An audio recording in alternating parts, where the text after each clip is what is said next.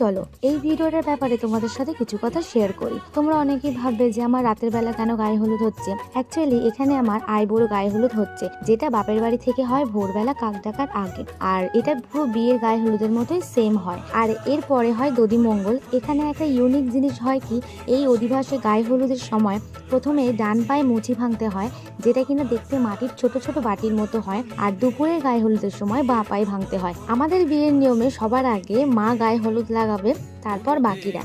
আর হলুদ লাগানোর পর শাড়ির আঁচল দিয়ে মুখ মুছিয়ে দেয়। আমাদের মতো এইরকম নিয়ম আর কাদের আছে অবশ্যই কমেন্ট করে জানিও। আর যেহেতু আমার ভোর 4টের সময় গায়ে হলুদ হয়েছিল, তাই আমাকে পুরোপুরি স্নান করায়নি, অল্প জল মাথায় ঢেলেছিল। ঠিক এইরকম ভাবে মুচি ভাঙতে হয়। প্রথমে আমি পারছিলাম না। তোমাদের ভিডিওটা কেমন লাগলো দেখা হচ্ছে নেক্সট দধিমঙ্গলের ভিডিওতে। Stay tune.